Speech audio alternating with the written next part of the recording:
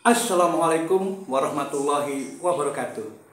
Jumpa kembali dengan Tuan Guru Channel yang menaburkan nilai-nilai rahmatan lil alamin untuk membangun dunia yang aman, damai, sentosa, penuh persahabatan dan persaudaraan abadi. Saudara, bagi Anda yang belum subscribe, silakan subscribe, klik like and share agar manfaat dari konten ini dapat tersebar lebih luas. Kali ini masih dalam suasana kampanye menjelang Pilpres dan Pileg, menjelang Pemilu Raya 2024, kami akan memaparkan satu hal yang penting yang mungkin terlewat dari para pengamat atau Anda sekalian. Saudara, kalau kita perhatikan dari apa yang sedang terjadi, saya memiliki catatan yang ini kayaknya catatan yang luar biasa yang perlu Anda ketahui. Dari semua kontestan, baik pileg maupun pilpres, secara garis besar hanya ada dua strategi besar yang dijalankan oleh para kandidat. Nah, tentu saja pemilihan strategi itu terkait dengan karakter masing-masing. Kalau karakter orang besar itu memilih strategi juga dari orang besar yang telah sukses. Sementara itu, bagi mereka para partisipan yang mungkin karena memiliki keinginan pribadi yang luar biasa, tentu dia memiliki strategi atau memilih strategi yang sejenis dengannya. Dua strategi itu saya sampaikan kali ini. Apa itu? Yang pertama adalah strategi bank emosi. Strategi memupuk atau menambah bank emosi. Nah, ini strategi orang besar yang telah sukses dijalankan oleh Mahatma Gandhi atau Gandhi.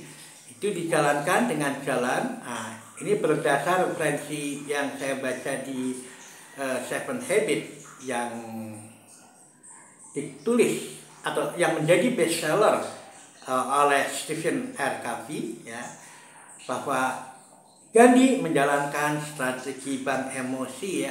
Bank emosi Gandhi adalah bagaimana Gandhi berkutat dengan masyarakat untuk membebaskan India agar merdeka. Tidak seperti yang lainnya, dengan kesabarannya, dengan politik ahimsanya, Gandhi menjalankan politik strategi bank emosi untuk menumbuhkan kesadaran bangsa India agar merdeka. Itu yang dijalankan oleh Mahatma Gandhi. Nah, ini mirip dijalankan oleh Anies Baswedan, memupuk atau menggunakan strategi bank emosi. Anies melakukan hal itu sejak lama, walaupun dia tidak merencanakan itu sebagai memupuk bank emosi agar jadi presiden, tentu saja tidak, masih jauh waktu itu. Melalui Indonesia Mengajar, Anies membangun harga diri bangsa, kesadaran pendidikan bangsa, ke desa-desa, ke pelosok-pelosok tanah air, sambil menyadarkan orang-orang yang hebat, orang-orang yang sudah sukses di perusahaan-perusahaan luar negeri, datang belajar, mengajar di desa-desa. Itu adalah strategi bank emosi. Dan ini luar biasa, seluruh Indonesia loh. Jadi saya ada lawan. Tapi saya lanjutkan. Dengan strategi itu, nah mungkin yang paling bisa kita amati perbedaan Anies dengan yang lain dalam memupuk bank emosi, atau pilihan Anies adalah bank emosi, memupuk bank emosi, strategi orang besar Mahatma Gandhi adalah ketika Anies lebih memilih ke pasar Gembrong menemui korban kebakaran, ke akuarium, ke tanah tinggi, lebih memilih ke Lebak Bulus, atau bahkan ke Eco Park Tebet untuk menemui rakyat dibandingkan lawan-lawannya yang waktu itu Ganjar menemui PP Muhammadiyah, Prabowo menemui berbagai ulama dan santri. Saya katakan waktu itu lawan-lawan Anies menggunakan filosofi memegang ular, pegang kepalanya. Anies lebih memilih seperti Gandhi. Seperti Gandhi selalu berkutat dengan rakyat, memupuk bank emosi. Dan itu dilihat Anies, atau diperlihatkan Anies ketika Anies harus naik kereta dari Bogor dan menemui justru para rakyat jelata yang tentu saja bisa merasakan betapa sulitnya mendapatkan transportasi, betapa harus berjuangnya, kita harus berjalan cepat dan sebagainya. Itu adalah yang dipupuk Anies, memupuk rekening bank emosi, strategi bank emosi, strategi yang dijalankan Anies, strategi yang dijalankan oleh Mahatma Gandhi untuk memerdekakan, untuk mendapatkan kemerdekaan India. Itu yang luar biasa. Jadi orang besar selalu belajar dari orang besar. Bagaimana dengan yang lain? Bagaimana dengan bagi-bagi susu? Bagaimana dengan bagi-bagi sarapan? Bagaimana dengan bagi-bagi minyak goreng dan gula pasir di Jalan Malioboro yang saya lihat sendiri dan saya rekam dan saya upload di channel ini? Apakah strategi itu digolongkan kemana? Kalau saya lebih memilih strategi memberikan sesuatu untuk mendapatkan keuntungan sesuatu, itu lebih tepat kalau kita kategorikan sebagai strategi politik etik. Kita ingat pada Taman Paksa, ya, pada periode VOC, periode penjajahan kolonialisme Belanda, ada yang namanya politik etik. Bagaimana politik etik?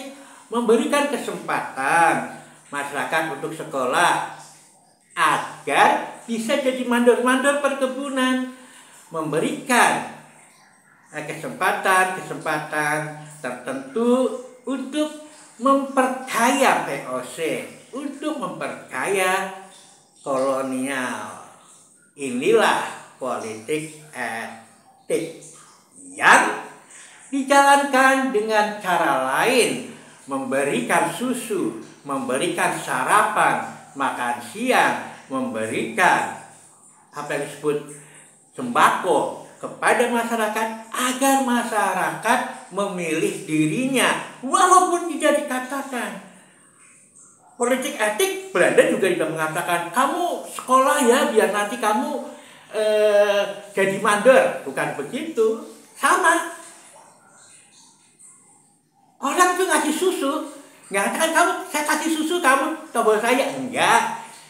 Ya tahu saja itu adalah politik etik. Nah itu yang dijalankan oleh para, tentu saja, orang yang memilih politik etik, tentunya yang sesuai karakternya dengan mereka yang menerapkan politik etik.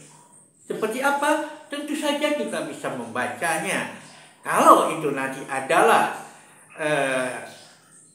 suatu investasi, maka investasi itu harus bisa mendapatkan atau memperoleh hasil yang jauh berlipat.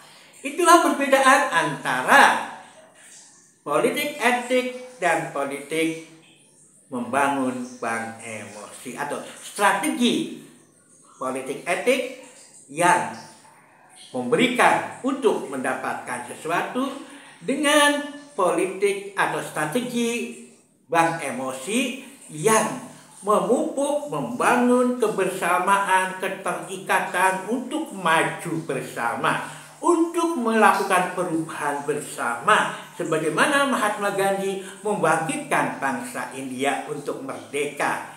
Itulah perbedaan antara strategi-strategi yang ada.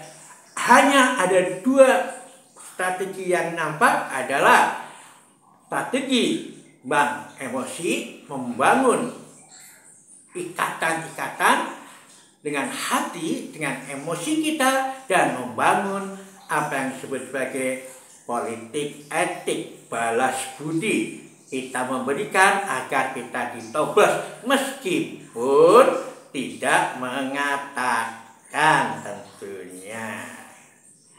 Nah, dengan demikian maka dengan tantangan bahwa apa yang telah dilakukan oleh masing-masing capres itu strateginya apa? Nah, tentu saja ke depannya kita tinggal melihat sebetulnya adalah selebrasi kampanye yang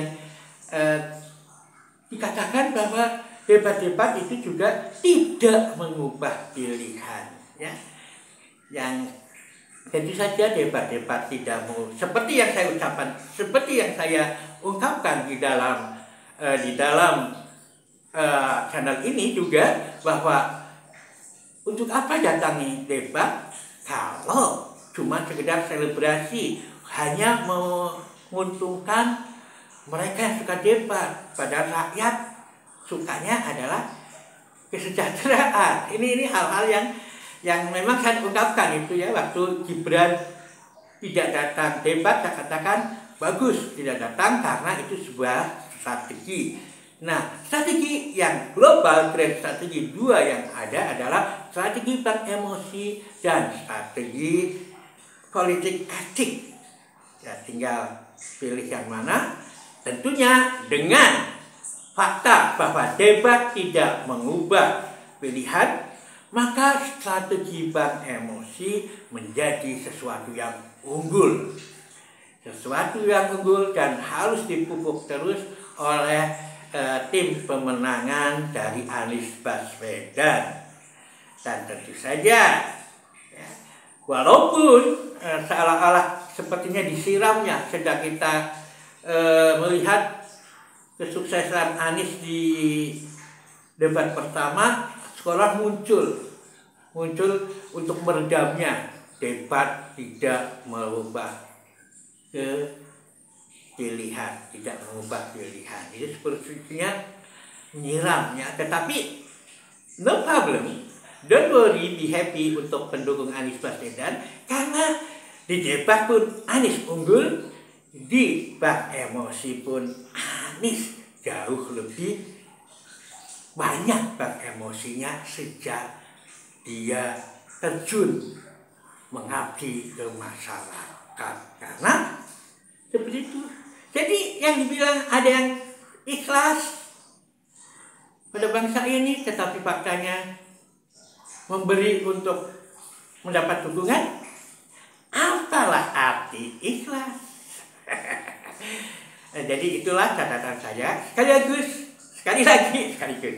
lagi ada dua grand strategi, yakni grand strategi bank emosi dan strategi politik etik. Strategi bank emosi dengan memupuk emosi, ikatan-ikatan rakyat dengan pemimpinnya, seperti yang dijalankan Anies dengan datang ke Gembrong, datang ke akuarium, datang ke Tanah Tinggi, datang ke Eco Park dan sebagainya, dan datang ke stasiun MRT, naik MRT bareng rakyat. Itu adalah sebuah ikatan membangun bank emosi. Itu satu. Yang kedua adalah strategi politik etik, bagaimana memberi untuk mendapat dukungan yang jauh lebih besar. Anda diberi telur ayam, Anda akan ditarik menjadi telur onta. Halo, onta tentu saja bertelur. Itulah beda politik etik atau strategi politik etik dengan strategi memupuk bank emosi. Mudah-mudahan Anda semakin cerdas, karena hanya dengan cerdas politik Indonesia akan semakin baik. Terima kasih atas perhatiannya. Mohon maaf kalau ada kekeliruan, karena namanya juga orang ompong ya, kadang-kadang bicaranya mungkin nggak jelas, tapi kami siap memperjelasnya. Saya siap memberi penjelasannya, dan mudah-mudahan sekali lagi untuk mencerdaskan kehidupan bangsa. Mudah-mudahan kita semuanya menjadi bangsa yang cerdas, yang al-qayisu mandana nafsahu wa amila lima ba'da mautih. Tentunya billahi taufiq wal hidayah. Assalamualaikum warahmatullahi wabarakatuh.